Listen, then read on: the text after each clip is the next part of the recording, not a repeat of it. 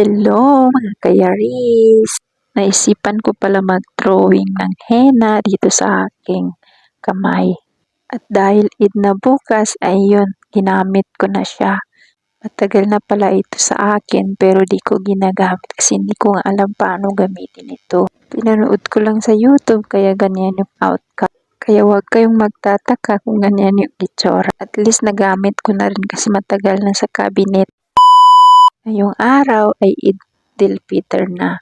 So ito na nga, nagpipicture na ako at ang aking anak at ang aking asawa. Pagkatapos sabi ng aking biyanan ay pupunta daw kami sa kanyang mga kapatid. At wala naman yun sa plano namin na magbisita kami doon. Kasi sabi na nga niya sa akin sa noong isang araw ay hindi daw siya magbisita sa mga kamag-anak niya dahil umiiyaw siya sa mahal na petrol. Yun nga, sabi ng aking asawa ay kailangan natin magbigay doon ng hadiah. So yun, gumawa na ako ng aking sobre kasi siyempre mas maganda kung nakalagay siya sa sobre. So yan, nag-DIY na ako ng sobre. At fast forward, nandito na kami sa daan guys, papunta sa mga kapatid ng biyanan ko. So medyo malayo-layo rin yun guys kasi mga nasa 45 minutes pag mabilis yung takbo. At tingnan nyo naman, wala masyadong mga sasakyan kasi maaga pa yun. At dito kami dumaan sa may ring road kaya wala masyadong sasakyan dito. At siyempre mga tao nagsiselebrate ng Eid guys. At wala masyadong lumalabas. Nagtaka nga ako sa aking biyanan na sabi niya ay pupunta kami doon. Kasi nung isang araw ay nagsabi siya sa akin at sa asawa ko na hindi na daw kami pupunta doon sa mga auntie kasi nga daw mahal yung petrol at mas mabuti daw na stay sa bahay at mag-save ng petrol.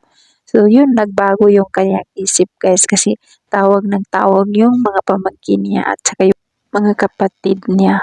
Siyempre minsan lang naman ito guys. Isang beses lang sa isang taon. Kaya yun, nagtipon-tipon naman na yung buong pamilya doon sa bahay ng auntie ng asawa ko. Nandoon din yung mga pinsan, mga bata, mga anak at mga apo. Konti lang naman ang kanilang pamilya guys.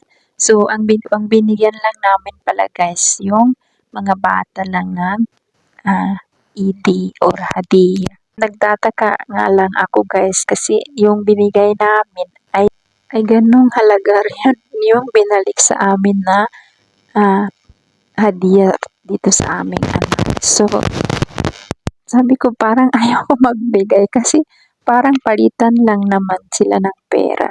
Pero ganun daw yung style ng mga Pakistani. Iwan ko sa iba pero parang Indian style yun, ganun guys. Di ko alam. Pero parang nakita ko sa mga may vlogger na parang ganun yung Indian style.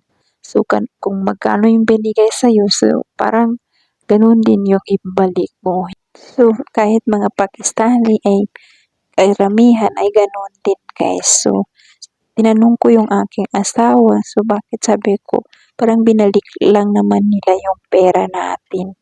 So, ganun daw. Ganun daw yung kanilang mga style guys. So, pero mas lamang pa yung anak ko kasi yung isang auntie ng asawa ko ay binigyan namin sila ng 5,000 so binalik sa amin ay 7,000 at binigyan pa ako ng auntie ng aking asawa ng isang suit. So, yun parang nahiya ako guys kasi yun lagi siya nagbibigay sa akin tapos wala naman ako nabibigay sa kanya. So, ganun daw sila guys. So, siyempre alam naman nila na ibang lahi ako. Hindi ganun yung Filipino style guys. So, sa kanila kung bibigyan sila, so kailangan bigyan mo rin sila. Pero sa akin, hindi ako nagbibigay. Minsan lang.